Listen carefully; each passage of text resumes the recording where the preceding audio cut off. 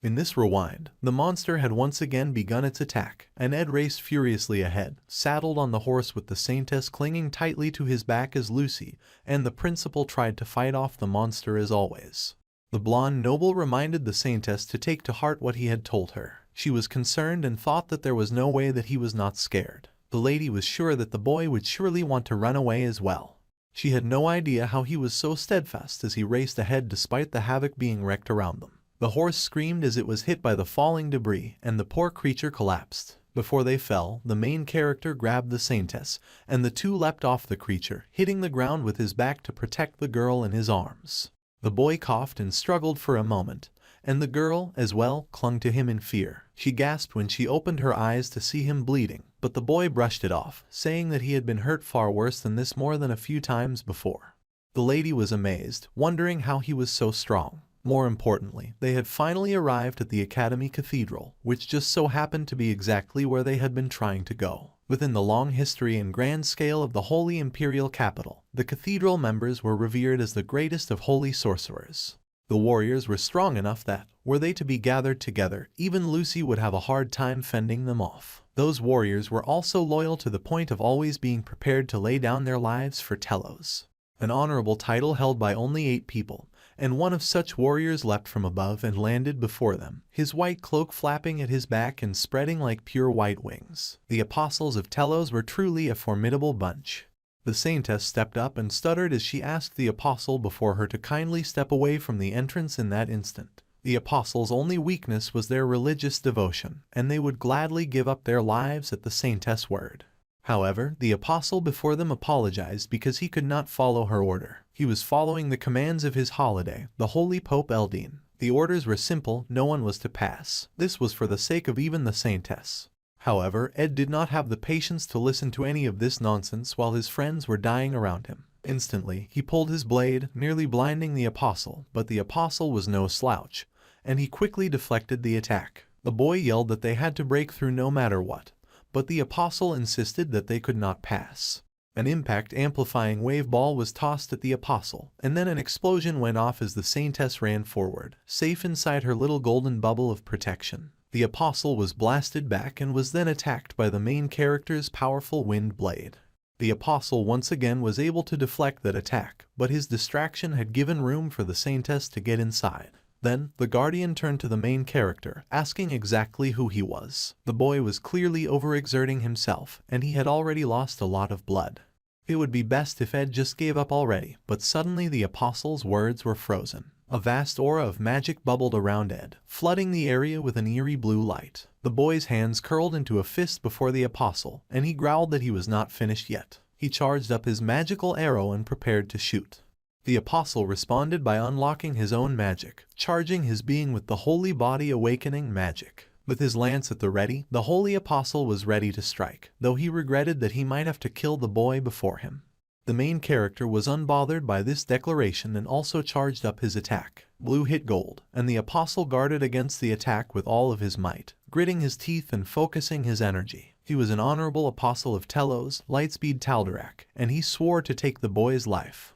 In a large explosion of magic, the gold seemed to overpower the main character, and Ed fell back. The boy's eyes widened in shock as blood fell from him in waves, felled by the apostle's blow. As Ed went down, the words he had spoken to the saintess echoed in his mind. He had told the pure silver-haired girl to listen closely. He was already wrong about a few guesses he had made about the situation. This did not mean that she should give up. Rather, she needed to use this opportunity to break through. Even if she had repeated this day countless times, her body and her mind had not been restored. The boy did not know how long she would be able to hold out, but the saintess had to come to a perfect understanding of exactly what was going on if they ever hoped to beat the monster. The saintess needed more than anything to hold her heart steady and not to give in to despair, even if anything happened to him. The boy was now spitting blood as he held tight to the apostle before him. He needed the saintess to give it her everything while he put everything on the line to buy her time. He would force himself to stand no matter how much he bled and no matter how much the apostle attacked, raining blows on him so that his condition worsened.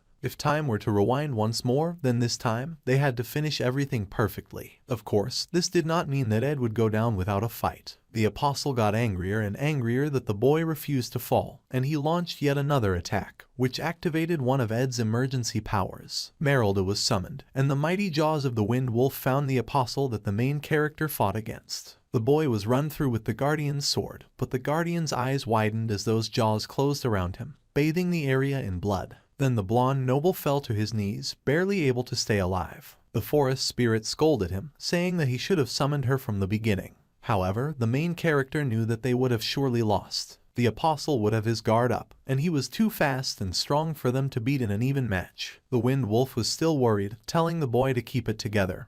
And, surely, he was trying his best. Blood ran over his eyes from his forehead, and he coughed up even more blood, staring ahead as the cathedral before them flooded with golden light. It seemed that the saintess had finally been successful. That was such a relief. The spirit called out the boy's name as he started to fade away, his head drooping, his body tired. Meanwhile, inside the cathedral, the saintess had come to a giant locked door, and she screamed for it to be opened. The door was locked, but she had been to this area plenty of times before. Past this door was a large corridor, and past it was a sacred chamber. It was sacred, so, surely, she would be able to access it. Channeling her strength, the pure saintess pushed her powers into the door. There was a loud explosion as the door fell apart, and she panted heavily as she pushed forward. However, her eyes widened in horror when she noticed something. There was blood dripping to the floor, and she stared ahead to see a familiar ponytail covered in blood. It was Adele who stumbled forward with blood dripping from her head to her toes. The saintess grabbed the love of her life, calling out to the girl that she admired so much. The pure girl asked what had happened and who had done this to the beautiful musician.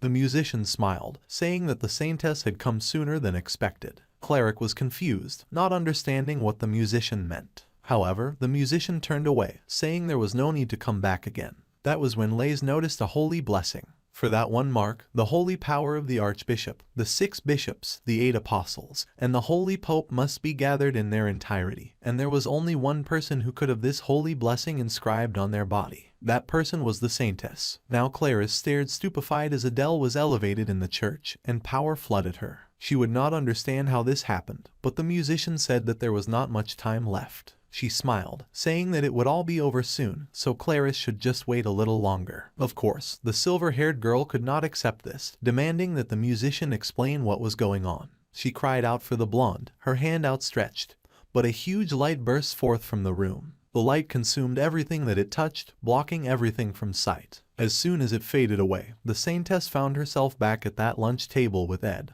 and he asked why she had come to speak with him. The saintess was back at the beginning with no answers, and she pushed to her feet in complete frustration. Gritting her teeth, Clarice said that she did have a question after all. Her hands curled into fists, and she growled, saying that this time, she would tell him everything that she had learnt. Her first memory was seeing seagulls flying high in the skies above the harbor. The sounds of children laughing as they played followed soon after. She had called to the children, telling them not to run or they would get hurt. They could end up tripping over a rock, so it was best that they watch where they were going carefully. She then turned and smiled at the children. Her parents had run away from their homeland to the trade city of Oldek while seeking refuge from the war. Unfortunately, that had not changed much, if anything at all. They were all still rather desolate, and her parents were used and scammed. In the end, they spent their day barely being able to even afford a piece of bread a day. The little girl had one day settled down to a very nice meal of sandwiches, cookies, and milk, and her father called to her. He said that he had something to take care of, so he would be back soon. All she had to do was to just wait here for him. The girl had agreed, and her father had turned around, leaving her sitting on that bench by herself. He had glanced back just once, staring for a moment like he wanted to rethink his decision. But with a groan of pain, he turned and left. The girl sat and ate a luxurious sandwich that she would never have been able to eat normally. Strangely enough, tasted of nothing at all as she watched her father walk away, barely concealing the tears that he cried. After sitting by the seaside for a bit, the girl stood. The children had not listened to her advice, and just as she had predicted, one of them had fallen. Still, the bright-eyed girl forged ahead, not slightly glum or withdrawn. She had become an orphan, so she headed to the Deldaros orphanage. The sole virtue in the trade city of Oldek was faith. This applied even to the children who worked hard and did all sorts of manual labor. The orphanage, which received support from the Telos order, was still on the better side. The reason being that, because they were considered servants of God, the children were able to rest when they were made to pray in the chapel. After picking up a lute case aside at the dock, the light girl had learnt to play hymns on it. This allowed her to spend even more time at the church, distancing her just a little from the strenuous labor. Then one day, the Archbishop Verdio was congratulated on his entry into the Holy Imperial Capital. The people rushed to pay double the offerings that they paid to the merchants if he would just let them into the Holy Imperial Capital. The Archbishop had laughed that there was no need for that, joyfully greeting all those around him as he accepted their offerings. An accidental shift in where he had been standing knocked down a candle in the church, and a fire was started, much to everyone's dismay. However, someone suddenly tossed water over the fire that had appeared, drenching the Archbishop thoroughly. The surprised man turned in shock, staring at the little girl who was just happy that she had stopped the altar room from catching fire. The girl had prepared buckets and buckets in advance, like she had known precisely what would happen. The little girl Adele was born special after all. She had known that her parents would abandon her. She had known that she would become an orphan.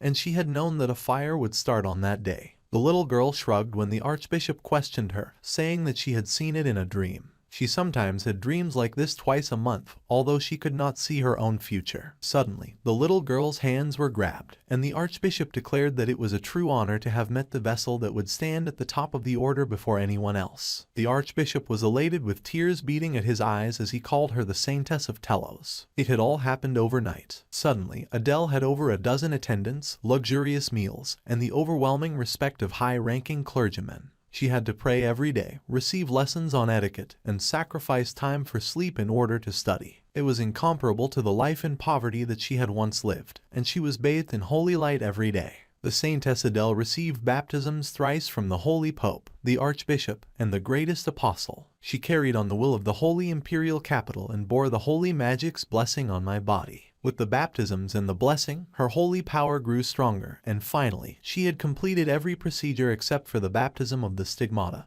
and for the first time, the girl was able to see her own future. Staring forward, she saw the summoning of the giant draconic beast, and the sight terrified her. The Archbishop was furious to hear that she wanted to give up on being the Saintess, and the poor girl knelt before him, thanking him for all of the care that he had given her thus far. She wished to serve Lord Telos through other means aside from being the Saintess. The Archbishop was not happy with this development. The precognitive ability that Adele possessed was a spectral magic that could twist the providence of time created by the Lord Telos. It was because of that instinctive ability that she possessed that she was selected as the Saintess. Her talents were too great, and the Archbishop refused to let her go, especially since she had been able to see her own future. Years passed by, and the young blonde had completely given up on being the Telos Order's Saintess. She had thus remained in the Holy Imperial Capital as a caretaker of the Holy Flame. She played the lute throughout the night, and whenever she fell asleep, her future would appear before her once again. A horrifying sight of destruction and power. In her mind, she could see the Archbishop screaming that the plan had gone awry.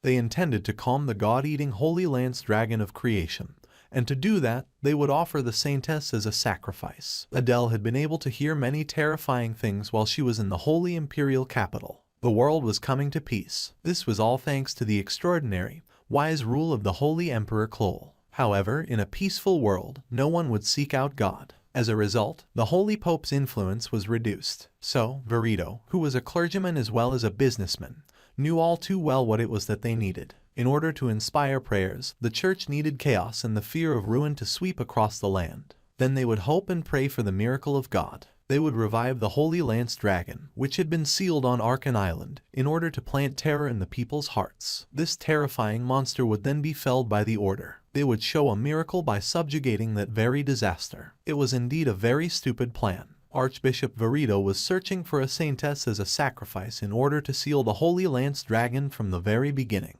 That sacrifice was supposed to be poor Adele, and she saw her future covered in blood as she gave up her life for the Archbishop's selfish power grab plan. The girl had thought that by running away, she had stopped that future from ever occurring. However, several years later, the image remained the same. The girl they had selected as the new sacrifice was not as talented as the golden musician was at a spectral magic. However, Clarice was still a young girl with an incredible gift for holy magic. Her countenance and grace, her intelligence and personality, anyone looking at her would think that she was born to be the Saintess. That girl would come to her window and ask Adele what she had to do to live a pure life. That question nagged deep into the blonde's heart. She was filled with the urge to warn the silver-haired girl. The blonde had run away, so now this young girl would take her place. The blonde's struggle to survive would now lead to Claris's death. This was why the blonde had smiled and said that she would rather die in the sewers than live as a blank, pure white canvas. With every song that she sang to the new saintess, she encouraged her to run away. She wanted the new girl to desire the outside world and to flee from the honey trap that the archbishop had put her in. Adele sang of golden fields and golden cities, urging Claris to run away over and over again. As long as the girl went anywhere but the church, then everything would be fine. Adele sang and drew closer, begging deep in her heart as she sang of knowledge and scholarly lands. More than anything, she also wanted Claris to run away from her fate. Every night, the blonde would sing of freedom and romanticism, hoping that the silver-haired girl would run away. However, guilt would stab into her heart every time she saw the young girl smile, because she knew that all of this was nothing more than lies and pure hypocrisy. Early one morning, Adele ran away again. She could no longer take the guilt that stabbed into her heart. In this way, she had become a wandering minstrel. Her final destination had been Sylvania Academy. The girl stumbled through the school, soaked in blood, and people gathered around her in concern, calling out to her and asking if she was okay. Obviously, the girl was not okay. At first, she had not understood the timing of the Holy Lance Dragon's revival. Now, though, she was aware of precisely when and how everything would take place. When she made her way into the chapel, the third apostle of Telos, Taldarak, would speak. He would tell her that outsiders are forbidden from entering.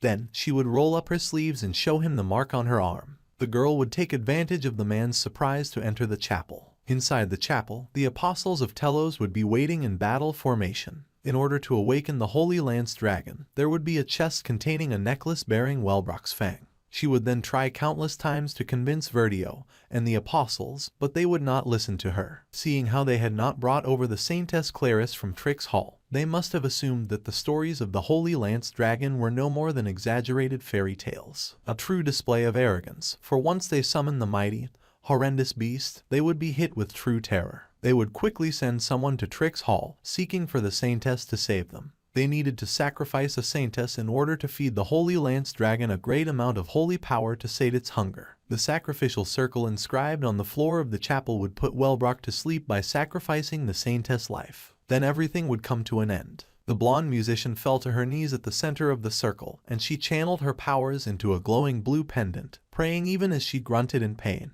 The girl tried to convince herself that everything was fine. Although her life may have been meaningless, it was not as though it amounted to nothing. It may have all been built on lies, but she had seen the light in Claris's eyes. However, what the girl could not have predicted was that the blessing of her holy magic would protect her body from the necklace. The aspectual magic within her was activated and pushed to its limits when she made contact with the magic circle. Aspectual magic used holy magic as its fuel to wrap itself around the world's flow of time. Again and again and again. The blonde had been surprised that Claris was able to burst in last time, but she did not have much holy power left. Now, she just had to repeat this process 1 or 2 more times. It would be over after 1 or 2 more deaths, though it was so exhausting to die over and over again. Once she had used up all of her holy power, even these loops would come to an end. So, Adele pushed forward, dripping blood with each step she took towards the chapel. Finally, her long struggle would be over. However, a hand came before she could reach the chapel, and the blonde girl looked up in surprise to see Ed.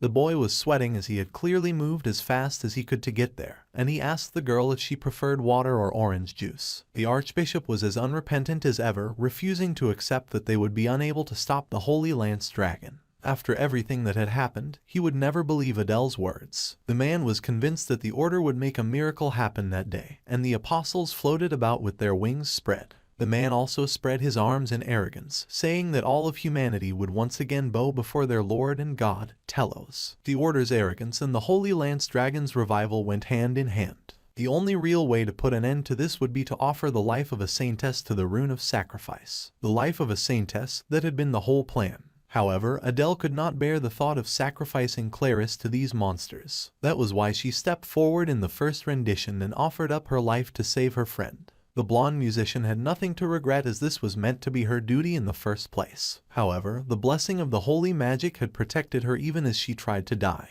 It called upon the aspectual magic within her with its greatest power and rewound the world's time. With a body just barely recovered enough to survive, Adele had landed in the past. Covered in blood, she had opened her eyes in the hall to the combat training room in the Glocked Hall. The holy magic's blessing would lose its power once she ran out of holy power anyway, and the holy lance dragon would be sealed. So, the girl had painfully repeated her very tiresome walk down the hall. The arrogance in the chapel had once again repeated itself, the holy lane dragon was revived, and the blonde tried once again to die. In the worship hall, after everyone had left to find Clarice, the blonde had placed herself in the rune of sacrifice. Once again, Adele had tried to die. Once again, she was spat back in that hall. Again and again and again, like clockwork spun and powered by the mad need to protect Clarice's life, Adele would return to the rune of sacrifice and try to save the world all on her own. This was her punishment, and she should never have tried to pass on her duties to someone else. She should have embraced her future and her death, that was what she thought. Thinking about it that way made it all a bit easier. This circle of repetition would not last forever. There was a limit to holy power after all. So, Adele once more picked up her bloody lute and dragged herself to the chapel. She had given up on convincing Verdio by now. If it was impossible to stop him, then this time, the moment she entered the cathedral, she would throw herself into the rune of sacrifice without any hesitation. She would stop the revival of the Holy Lance Dragon from the get-go and make sure none of the terrible things would ever come to pass. The girl was almost there when she had fallen into Ed's arms, and she stared in confusion, wondering why that man was there. The blonde noble helped the poor girl to a seat nearby. Adele still tried to explain, saying that there was something that she needed to do at that moment. However, Ed just offered her a glass and told her squarely that she was going to die soon. The blonde was shocked as she stared at the noble boy, and her eyes widened as she remembered Ed Rothtaylor. At the very beginning, before this circle had started, they had met in the hall. He had appeared in front of her just once, and then he had told her that she would die. The world had continued after that, but after that very first time, he had never appeared in front of her again. At that time, the blonde musician had smiled, and she had said that she knew. Now she smiled once again and gave the exact same answer. This conversation felt like an old and distant memory. It felt like she had now returned to the very beginning of this nightmarish day. Nothing had changed, and she had to end this conversation and head to the cathedral. However, the boy beside her interrupted her thoughts, asking if that was all that she planned to do about her impending death. He did not know everything, but she was about to die, and she did not seem to care in the slightest. That was not okay with him. Adele nervously tried to explain that she needed to hurry, but the boy really would not accept her answer. The blonde musician was dumbfounded, and her easygoing smile had already started to crumble under the weight of his harsh questioning. She had confirmed it countless times through these unending loops. The musician knew that she was definitely going to die, and she had known that many years ago when she sang to Clarice about freedom. Even back then, there was nothing that she wanted to say. Now, Ed had appeared in her visions. The blonde noble dominated her train of thought as he pushed, asking if she truly had nothing else to say. Now, the girl wondered if she truly did have something to say, but she had sung instead, and Clarice had smiled for her. That should have been enough. Yet, the main character loomed in her head, asking if that was truly enough for her. The blonde cried out, telling him to just stop. He cried for him to leave her alone. Adele cried for the little girl who had been left alone on the bench by her father, staring ahead at the back that had abandoned her. Back then, she had whispered a small thanks, and the boy appeared then too, asking if that was truly all that she wanted to say. When her father had looked back, her eyes had wanted to fill with tears, and she wondered if thanks was truly what she wanted to say as she had watched her father's hesitant back. She had not wanted to thank him at all. She had wanted to scream for him to stay with her. At the end of these countless lies, her bloody hands now shook with the cup of orange juice settled in them. The girl cried out that she was scared, and now Adele allowed the tears to flow freely from her eyes. In truth, she did not want to die. It was like a dam had broken, and the truth came out of her in mighty flooding waves. All her life, she had just been a means to an end. She did not want to live like that anymore. She did not want to die like that either. Ed was relieved to finally hear the truth from the shaking, sobbing girl. He took a deep drink of the glass of water that he held. Then he set down the bottle and got to his feet.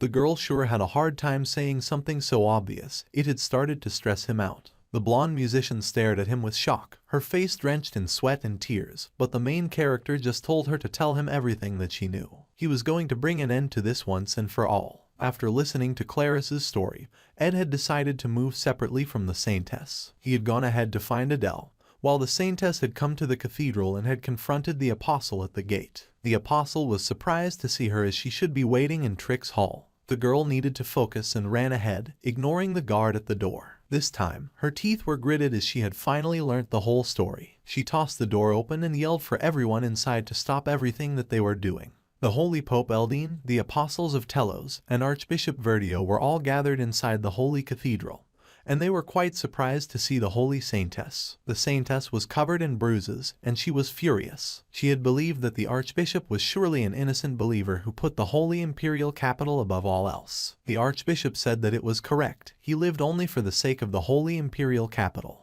Their righteous Lord was always with them above the heavens, but the ignorant populace would never believe that if they didn't show them anything. The Saintess angrily then asked if that was why the man planned to kill the Holy Lance Dragon and spread the grace. Claris was horrified to hear this, and they were all busy underestimating the Holy Lance Dragon. They could at least consider the possibility of failure. However, the Saintess' eyes widened in shock when she realized that from the very beginning, the Archbishop had planned this all along. This man had truly intended to use her life as insurance to make sure that they would not fail. Now Claris knew the truth, and the wicked Archbishop said that it was merely an insurance that would only come to pass if things did not go well. However, the wicked man was sure that everything would be fine. The truth was not pretty at all, which was why Ed was now rushing to the chapel alone with Adele in tow. To put things briefly, for a long time now, the order had been facing declining finances, so that was why the Archbishop revived the Holy Lance Dragon, so that they could make a show of taking it down and thus strengthen the people's faith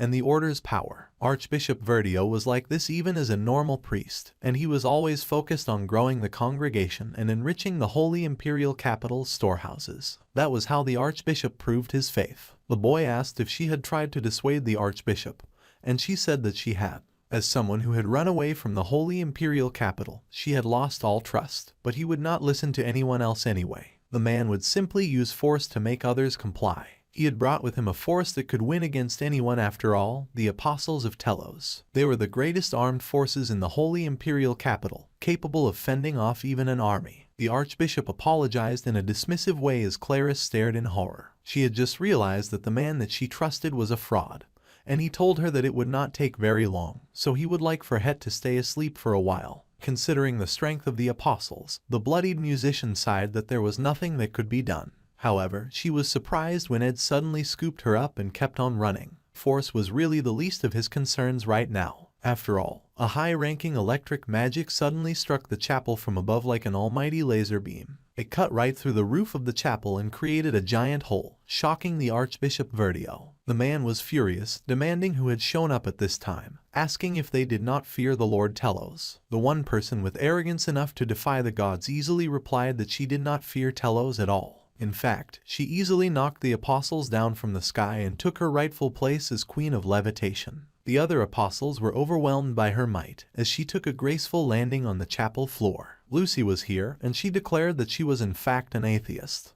Alright, so that's all the latest chapters caught up once again. If you guys enjoyed this episode as usual, please be sure to leave your comments down below. And if you would like to see more like this, definitely consider subscribing to the channel. Until next time.